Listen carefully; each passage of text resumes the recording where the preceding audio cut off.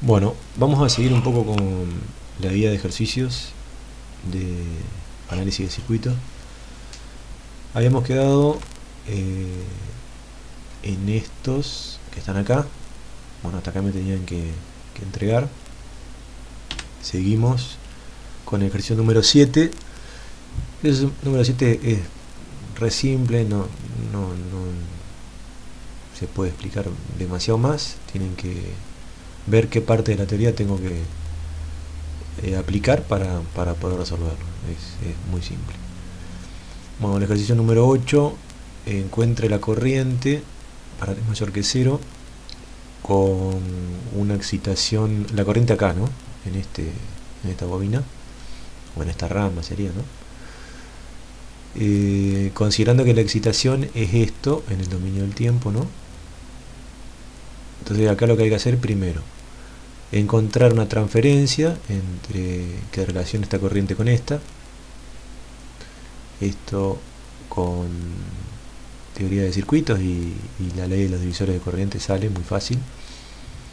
Siempre acuérdense de transformar todo y trabajar con impedancias en el dominio de la variable compleja y hacer una buena transferencia, el H de S, ¿no? Y después tengo que transformar esto también. También es simple porque es un escalón y un delta de Dirac de área 2 y amplitud 4 el escalón. Bien, y después graficar la corriente. O sea, antes de graficar tengo que antitransformar, pasar de vuelta al dominio del tiempo y después graficar. Lo pueden hacer con algún programa de matemática y si es algo simple lo pueden hacer a mano. Bueno, este ejercicio sí merece un poquito más de explicación, lo voy a encarar un poco más en detalle. Todavía falta una parte de teoría para entender bien qué es la respuesta críticamente amortiguada, pero para poder continuar yo les voy a adelantar que la respuesta, digamos, de un circuito, como ya habíamos visto en la última teoría, depende de la posición de los ceros y los polos. Entonces este circuito va a tener dos polos, porque tiene, ya me puedo adelantar, porque tiene dos elementos reactivos, dos o más polos, ¿no? Pero dos tiene seguro. Y cuando veamos la teoría, digamos, relacionada con la respuesta amortiguada, críticamente amortiguada, vamos a ver que corresponde una respuesta críticamente amortiguada cuando los polos son reales, o sea, no tienen parte imaginaria y son iguales. Entonces el kit de acá, el central de este ejercicio es calcular este valor de resistencia para que los polos que tenga este circuito, cuando yo lo excito con un escalón, hagan que la respuesta sea críticamente amortiguada, o sea que los dos polos van a tener que ser reales, puros, no van a tener parte imaginaria y van a tener que ser iguales, idénticos. Bueno, vamos a ver un poco cómo se resuelve eso. Bien, acá volví a redibujar el circuito. Fíjense que el circuito original es este. Yo acá lo que hice, puse una sola resistencia y considero que R asterisco es el paralelo de las dos resistencias. O sea, esto sigue siendo una incógnita, pero no tan directa, sino que la incógnita es el paralelo entre 60 y la resistencia que yo tengo que hallar. O sea, acá la nueva incógnita va a ser R asterisco, pero después esta R asterisco va a ser parte de un paralelo. Eso tienen que darse cuenta, a ver cómo hacen después. Que es simple eso, ¿no? Lo más difícil es esto. Bueno, entonces yo lo primero que tengo que hacer es hallar la transferencia, porque el ejercicio, volvamos acá, el ejercicio me pide la tensión acá cuando la fuente de corriente es un escalón. No, justamente al revés. Me pide la corriente cuando la entrada es un escalón. O sea, yo tengo que hallar la transferencia que tenga como salida corriente y entrada una tensión. Bien.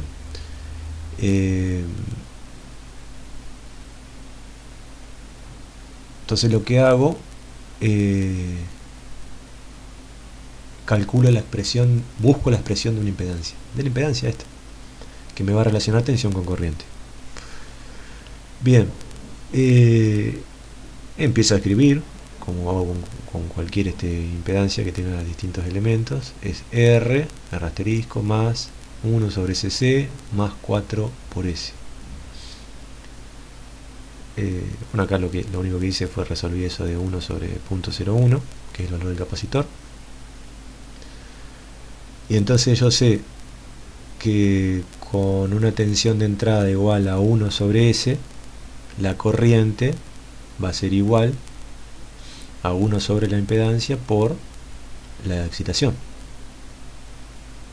No lo veo de acá, despejo la corriente y voy a ver que la corriente va a ser B sobre Z.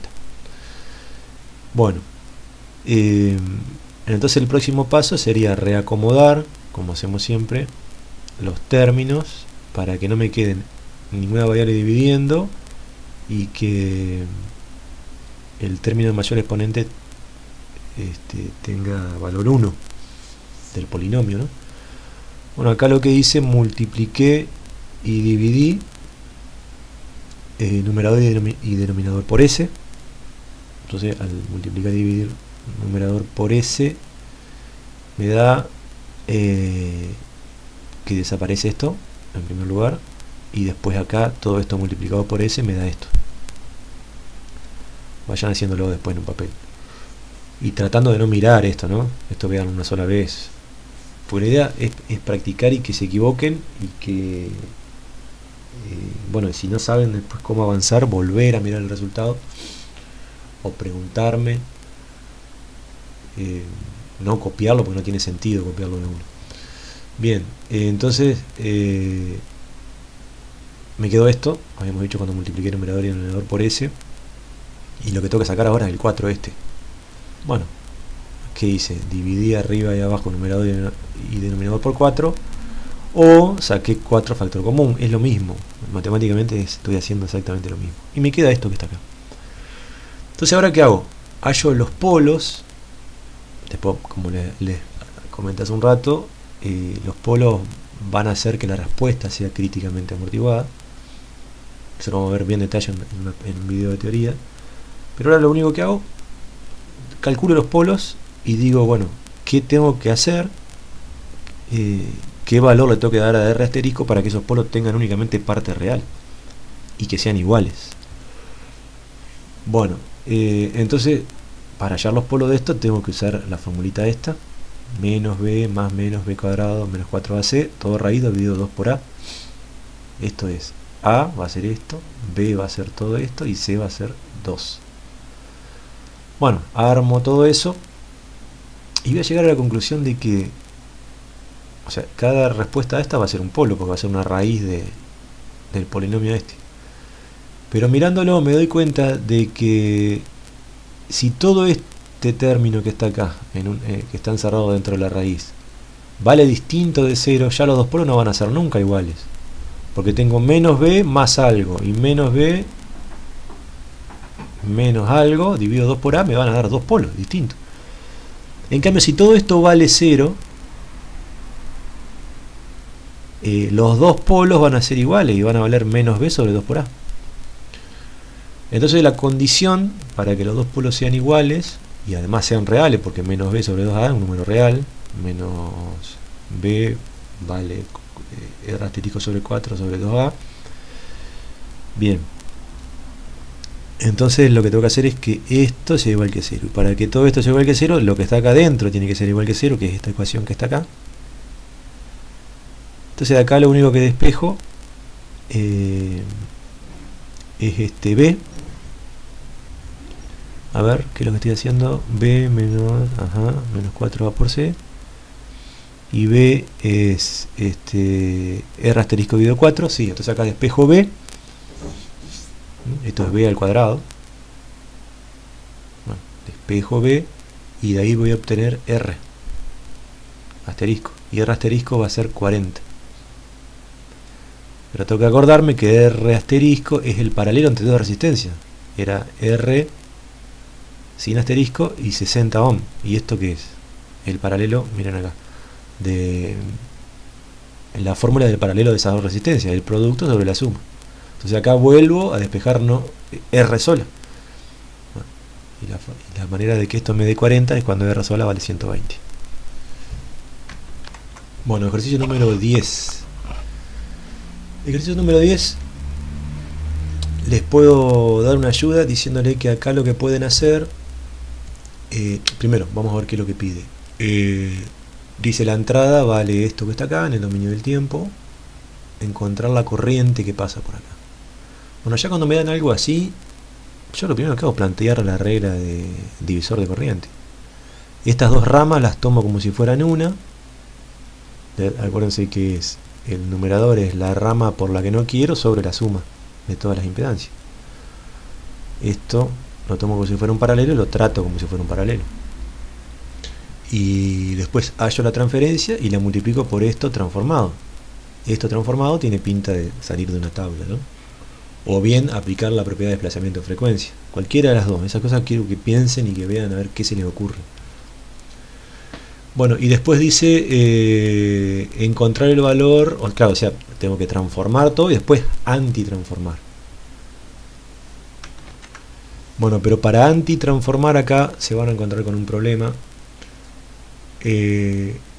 No lo antitransformen, déjenlo únicamente en el dominio de la variable compleja, porque esto da digamos, una función que tiene ceros y nosotros con el método de fracciones simples no vimos, no sirve, digamos, para eso. Así que este ejercicio únicamente vamos a dejarlo en el dominio de la variable compleja.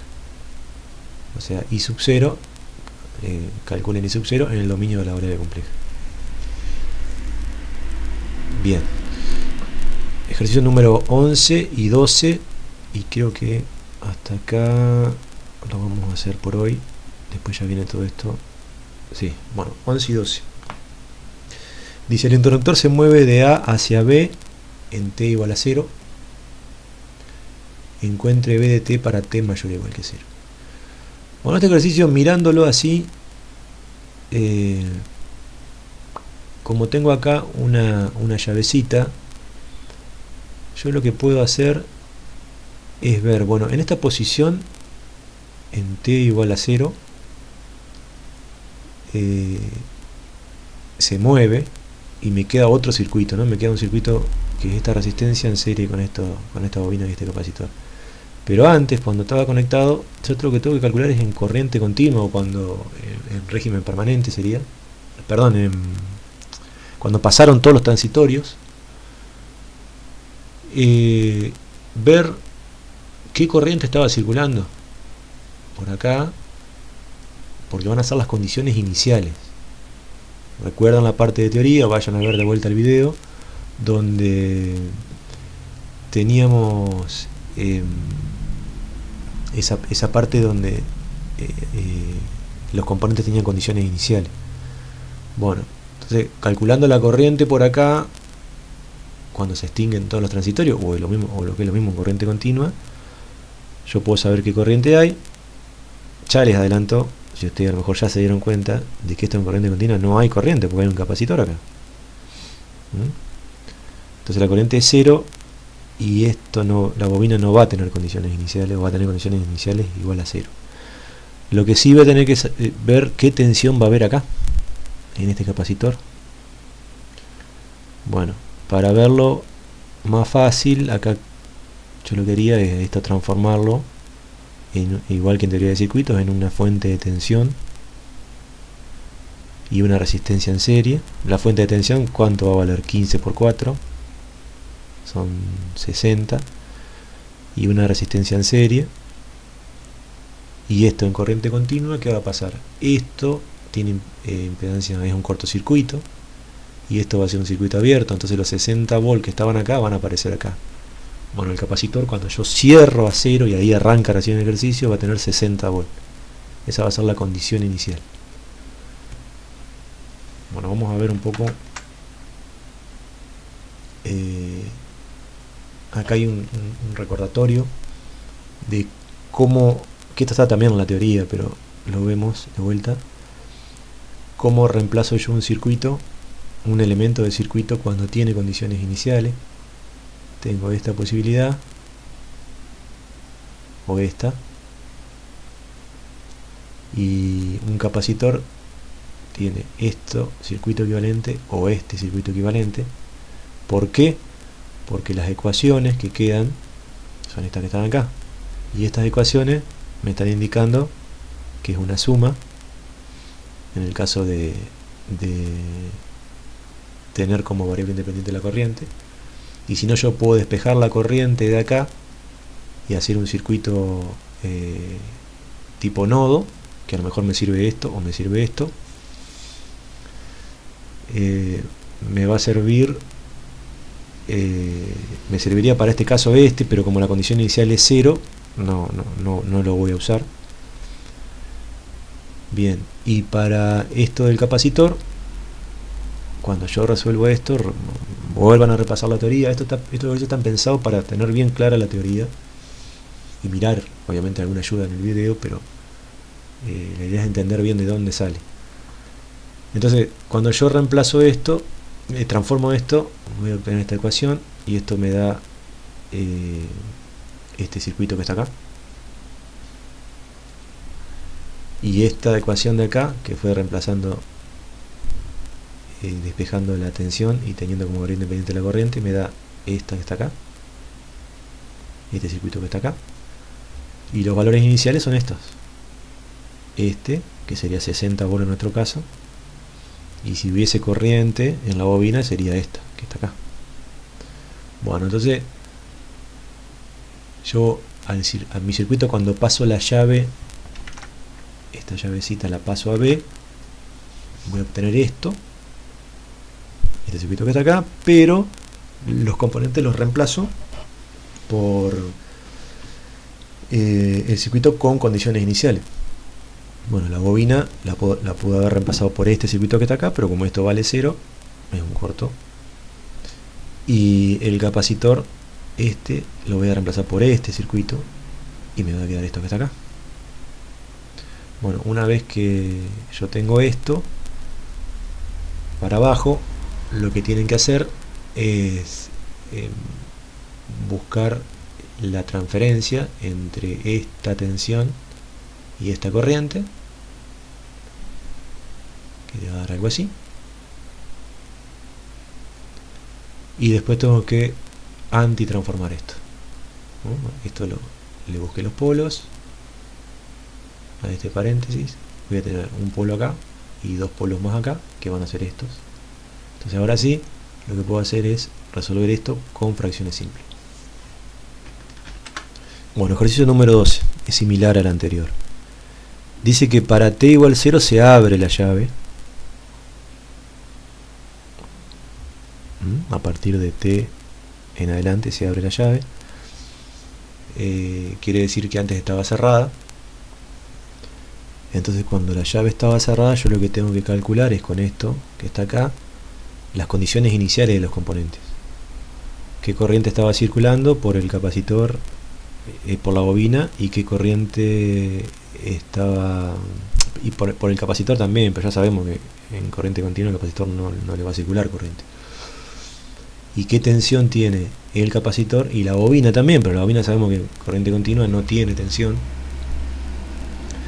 Entonces, ¿cuál es la respuesta a esas dos preguntas? Cuando esto está cerrado, la corriente que circula por el capacitor es 0, pero la que circula por acá es esta corriente así, porque esto es un cortocircuito. Por acá no se va corriente. Y la tensión, cuando esto está cerrado, acá es 0. Entonces, sobre el capacitor la tensión es 0. Bien, entonces las condiciones iniciales son la corriente, la que circula por acá, para la bobina, y la tensión en el capacitor, 0. Bueno, con eso lo que hago, redibujo el circuito con la llave abierta, desaparece todo la otro, y reemplazo cada uno de los componentes por el circuito que me convenga de esto que vimos acá, Como es un circuito que está en serie, me conviene reemplazar la bobina por su equivalente serie. Y el capacitor por cualquiera de las dos formas, porque total esto siempre va a valer 0. Bien. Y ahí lo que hago, bueno, también hallo la transferencia entre esto y esto, que es lo que me pide el ejercicio. Y acá les voy a dar una... acá ya está resuelto, pero se los explico. Y después lo tratan de hacer solos. La transferencia me dio esto. Bueno, esto van a mirar las tablas y van a ver que no va a ser tan fácil, porque esto está al cuadrado, no es el caso del exponencial. Entonces lo que hago es reescribo la ecuación, lo que dice acá, reescribo la ecuación y la multiplico y divido por raíz de un cuarto. Entonces yo multiplico y divido por raíz de un cuarto y reacomodo, o sea, multipliqué y dividí por raíz de un cuarto. Yo voy a ver que esto que está acá también lo puedo escribir, antes que nada, esto que está acá también lo puedo escribir así, porque un cuarto es igual a esto. O sea, un cuarto va a ser igual a raíz de un cuarto al cuadrado. Después se cancela esto con esto y queda un cuarto solo. Pero está bueno escribirlo así, porque ahora sí, cuando yo lo miro a esto, vayan a las tablas y van a ver que esto es el seno de raíz de un cuarto por t. Miren bien las tablas y se van a dar cuenta que si a esto lo llamo x, en vez de ser seno de x, va a ser seno de raíz de un cuarto. Y esto queda como está. Bien, entonces hasta acá les pido que los vuelvan a hacer, que me manden los resultados. Hay mucha gente que no me mandó nada, absolutamente nada, y otros que me mandaron cosas anteriores, pero todavía no han mandado nada de esto. Pónganse al día, porque en cualquier momento estoy pensando a ver cómo tomar alguna evaluación. Voy a ver, va a ser teoría, va a ser práctica. Vamos a hacerlo, no sé, supongo que en 15 días más o menos. O sea, todas las consultas que tengan, vayan haciéndolas. Me escriben un mail o directamente me dicen, bueno, necesito preguntar algo y vemos de coordinar alguna clase entre todos o con quien haga falta. Pero la única forma de llegar a ese punto es que avancen y que miren bien todos los videos, que creo que está todo explicado en detalle. De todas maneras me pueden preguntar. Bueno.